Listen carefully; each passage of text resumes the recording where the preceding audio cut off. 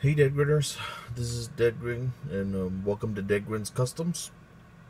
Today I just want to do a little quick review on some of my vintage Dragon Ball figures. To be honest, I'm not sure the brands, but I'm pretty sure all of these are Irwin figures. I could be wrong, guys, but correct me if you guys know specifically.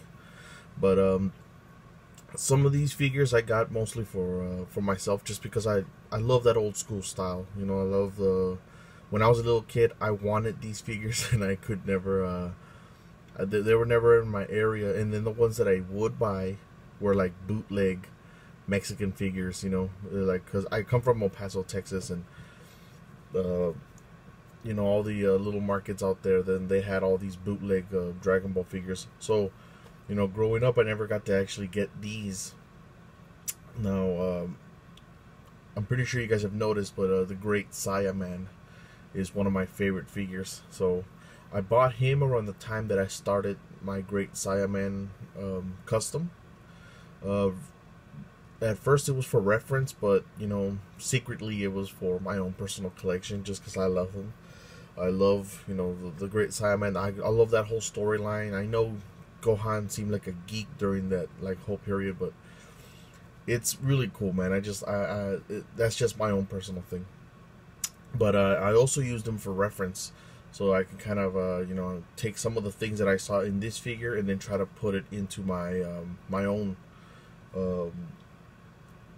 custom figure. You know, little things.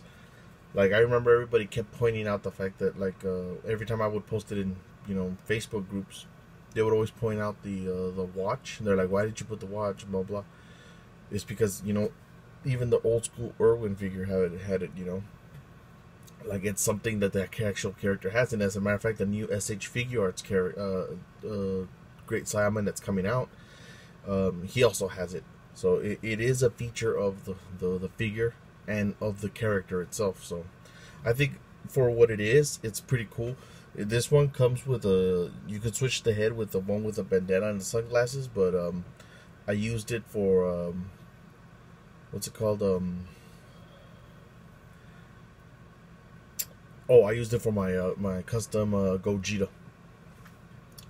A little small sacrifice, but I prefer the helmeted version anyways. That's my own personal taste. And then I also got the Nappa and the Raditz. I got them both together. All these figures I buy off eBay, guys. I'll be honest, I'm not, you know, gonna waste like $30-40 for each of these. You know, like, if I can get them on a deal, that's what I do. These two I bought together for about, I think, 25 bucks, which I think is pretty cool, because all the Raditz, the figures that I was seeing by themselves, you know, were pretty expensive. And you know, I ended up getting a Nappa with him, so that's even better for me. These two, I like the way they look. They don't scale too well with mini figures, obviously. You know, like Nappa, the SH Figure Arts Nappa is freaking huge, and then this guy, this Raditz, is about the size of the Dragon Stars figures, maybe a little bit shorter. Let me find the figure real quick. Like, here's my custom Gogeta. Sorry, Minotia. Move him out the way real quick, just so you guys compare the size. You see, they're just a little bit smaller. Like, they're like 5 inches, maybe 4 inches. The Irwin figures weren't that, you know, they weren't that big. The, what's it called, the Jacks were a little bit bigger, but yeah. And then which brings me finally to Minotia. Minotia, I bought to go along with the Tapion figure, the Tapion custom that I made. He looks great next to him. I'm actually making an ocarina for him, and I'll probably end up doing that tonight. But yeah, man, like, I got him to go along with that figure, and I also like the figure itself. It looks great, like, for like I said, like a vintage figure. It looks pretty cool, and it scales very good with Tapion. So, you know, the reason I'm making this video is because I've been watching a lot of reviews on old school video on old school figures, you know, their Dragon Ball figures. Quick shout out to the guy who inspired my video right now. His collection is freaking awesome. You guys should go see it. He's been doing a lot of reviews for a lot of these vintage figures, both Irwin and Jax, mostly Jax specific Dragon Ball figures, GT figures. I mean, they're all freaking cool. His name is 12 Virus, and he has his own YouTube channel. Like that guy's awesome. He's very interactive. Any questions you guys have on the figures, he'll answer them either in the comment section, and sometimes he even takes the time to answer in a video, you know, the next video that he does, the next review. So that guy's awesome. You guys should definitely check him out, you know. So yeah, 12 Iris, thanks a lot for giving me the inspiration to finally do a review on my own figures.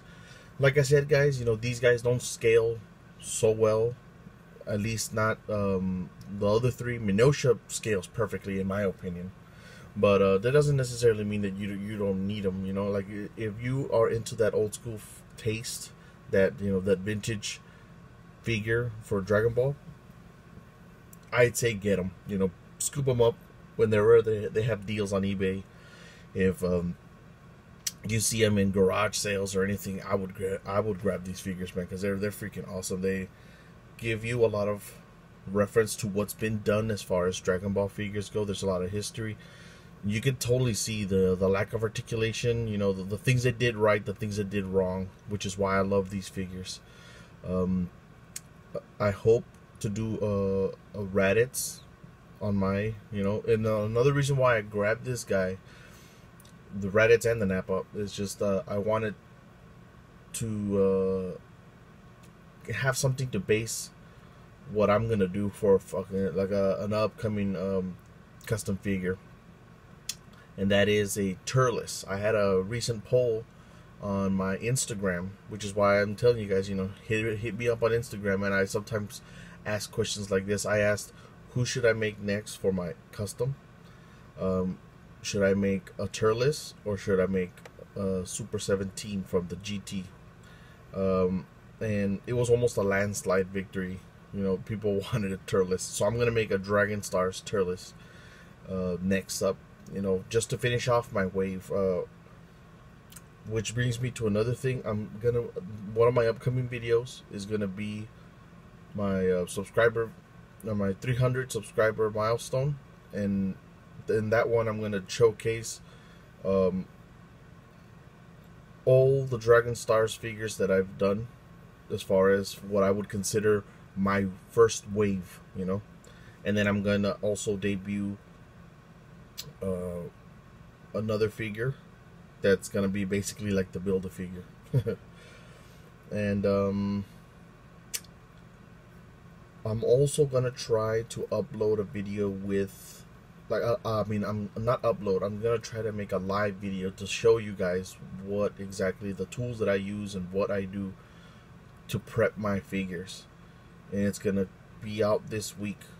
The way I have this new setup for my videos.